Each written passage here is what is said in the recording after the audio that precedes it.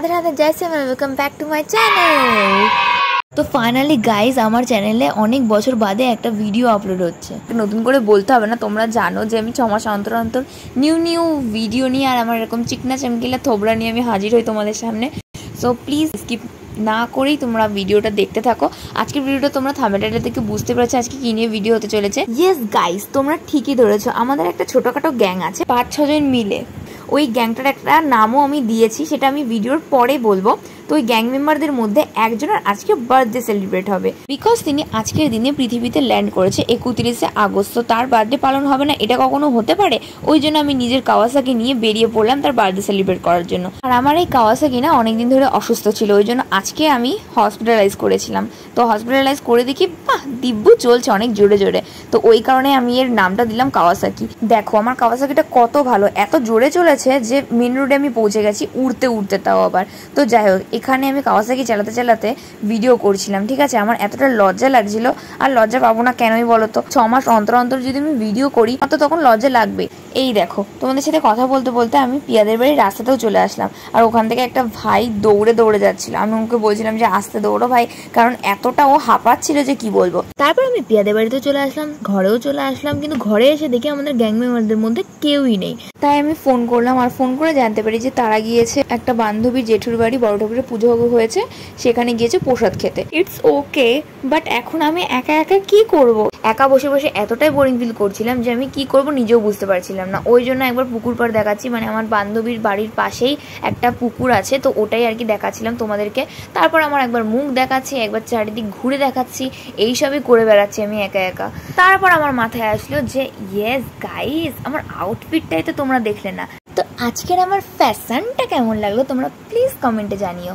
আর হ্যাঁ, তোমরা একটু সাবধানে চলাফেরা করো, কারণ আজকালকার যে দিনকাল পড়ছে, বিশেষ করে আমি মেয়েদেরকে বলবো যে তোমরা প্লিজ সেফটিভাবে চলো, বিকজ তোমরা জানো যে আমি কেন বলছি, বাইরের খবর তো তোমরা কম বেশি সবাই জানো। তো যাই হোক, ভিডিও টপিকে ফিরে আসা যাক। অপেক্ষা করতে করতে বেলা গড়িয়ে গেল, কিন্তু তাদের এখনো খবর নেই। ওই যে কথায় আছে না, আশায় মরে চাষা, ওই রকমই অবস্থা হতে যায়। কিন্তু তখনই আমার মাথায় আসলো যে কেন না একটা রিলস বানিয়ে নিই, কারণ জানলার ধারও আছে, ওখান থেকে আলো আসবে, একটা রিলস বানিয়ে নিই। তো চলো তোমরা রিলসটা দেখে নাও।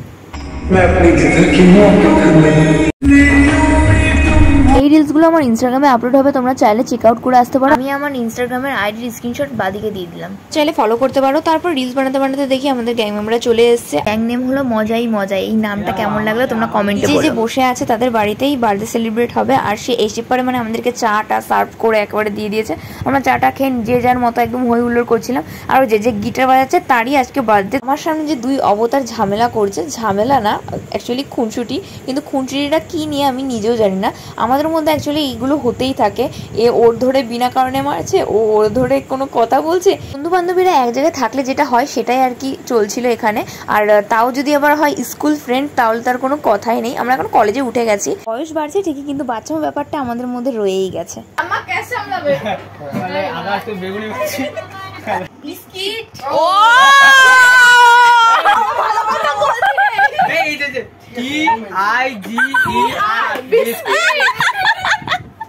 ব্যাপারটা হয়তো তোমরা বোঝোনি, ওখানটাই হলো তনয়কে পিয়া চা দিয়েছে, ঠিক আছে। ওখানে শুদ্ধ ভাষা ইউজ করেছে তনয়, বিস্কুটকে বিস্কিট বলেছে। আমি বলছি না যে ওটা ভুল, অ্যাকচুয়ালি ও শুদ্ধ ভাষা ইউজ করেছে, ওটাকে নিয়েই আমরা জাস্ট হাসি ঠাট্টা করছিলাম। তারপরে আমরা হই হুল্লোড় সাইডে রেখে একদম কেক কাটিংয়ের দিকে ফোকাস দিলাম। তো ফাইনালি কেক কাটিং শুরু হচ্ছে, তো তোমরা দেখতে থাকো। আর হ্যাঁ, এখানটায় মোমবাতি ভীষণ ডিস্টার্ব দিচ্ছিল, আর আমাদের খানদানি একটা মোমবাতি ছিল, বাট খানদানি মোমবাতি জানি না খুঁজে পাচ্ছিল না পিয়া, তো ওই কারণে আর কি যেটা ছিল ওটা এনেছে। তো তোমাদেরকে আমি কেকটাকে দেখানোর চেষ্টা করছিলাম, কিন্তু আমি পাচ্ছিলাম না, এক হাতে ব্লগ শুট করছি, একদিকে টর্চ। তো যাই হোক, এই যে কেকটা তোমাদেরকে যা হোক করে দেখালাম, এখানে টেংরি লেখা ছিল, কারণ আমাদের বার্থডে বয় ভীষণই রোগা, তো ওই কারণে টেংরি নামটা দিয়েছি।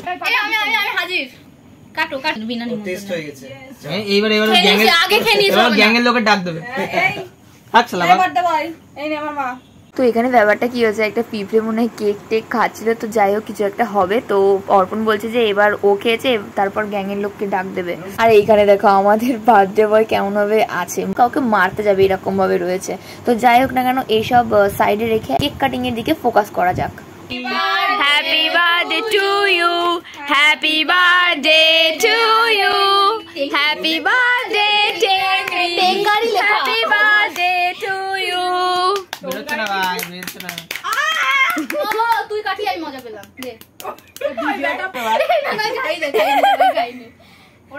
ধোয়ান না আমার দেখছে ঠাম্মা দিদি আরে ঠাম্মা খায় না ডিম খায় না কিছু নাও না এগলেস চালিয়ে দিবি তো এগলেস না এগলেস চালিয়ে আমি খাবো আমি খাবো না। তারপর কেক কাটিং এর এপিসোড শেষ করে বার্থডে বয় একে একে সবাইকে কেক খাইয়ে দিচ্ছিল আর আমি শুধু হা করে দেখছিলাম, কারণ কেকটা এগলেস ছিল না বলে আমি খেতে পারিনি। কেকটা ভীষণ মিষ্টি থাকার কারণে সুপর্ণার একটু ঝাল খেতে ইচ্ছে করছিল বলে পিয়া দুটো লঙ্কা এনে দিয়েছে আর ও খেয়েছে। ওর শুধু রিয়াকশনটা তোমরা দেখো। ঝাল লাগছে না? জল দে, লবণ দে। এ নানি ওই কেকটা খা যদি ঝাল লাগে, কারণ কেকটা মিষ্টি তো। না না পিয়া সুবর্ণাকে দুটো লঙ্কা দিয়েছিল কিন্তু সুবর্ণা দুটো লঙ্কা খেতে পারেনি, জাস্ট 2 কামড় দিয়ে ওর মানে এরকম রিয়াকশন। তাই আমি ভাবলাম যদি সবার ঝাল খেতে ইচ্ছা করে তাহলে মুড়ি মাখাই হোক। তাই আমি পিয়াকে বললাম, পিয়া আবার চানাচুর মুড়ি ওইগুলো এনে দিল। আর এখানে দেখো মানে সুপর্ণা জল খেয়ে যাচ্ছে ওর ঝালে শিশ হচ্ছে পুরো। তো যাই হোক, আর এখানটায় মানে কাটাকাটি চলছিল, তোমরা দেখো। সুপর্ণাকে তো সুন্দরী লাগছে কেন, উপোস করে এসে না ওই জন্যই।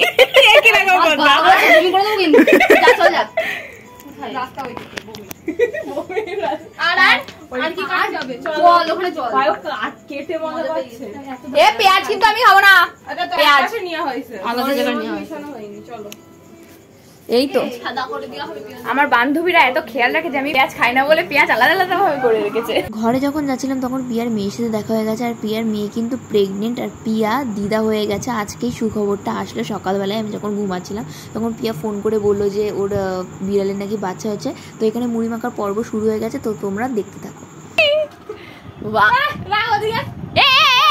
ওই মেয়েটাকে ওই মেয়েটাকে মতো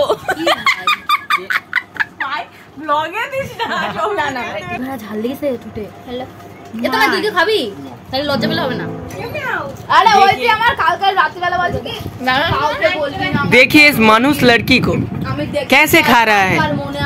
वाओ डायलॉग ये देखो कौन खाता है ऐसा है। মুড়ি দিয়ে তালের বড়া, मुड़ी के साथ ताले ও তাই কি আছে। তারপর আমরা খাওয়া দাওয়ার এপিসোড শেষ করে যে যার মতো বাড়িতে চলে যাচ্ছিলাম। আর এখানে সুপর্ণা তনয় আগে চলে গিয়েছিল, কারণ ওদের বাড়িটা একটু দূরে, ওই কারণে। আর পিয়াকে আমি এখানে টাটা বাই বাই করে দিচ্ছিলাম। আর আমি যখন সাইকেলের তারাটা খুলতে যাই তখন দেখি সাইকেলে একদমই হাওয়া নেই, লিক হয়ে গেছে। তারপর অনেশা বললো ওদের বাড়িতে পাম্পার আছে, আমাদের বাড়িতে চল হাওয়াটা দিয়ে নিস বাড়ি পৌঁছানোর মতো। তাই আমি বললাম ঠিক আছে, বাড়িতে পৌঁছানোর মতো হাওয়া দিলেই হলো। তারপরে হাওয়াটাওয়া দিয়ে বাড়িতে চলে গেলাম। সো আজকের ভিডিওটা এই পর্যন্ত। ভালো লাগলে সাবস্ক্রাইব করে দিও, লাইক কমেন্ট শেয়ার করে দিও। রাধে রাধে।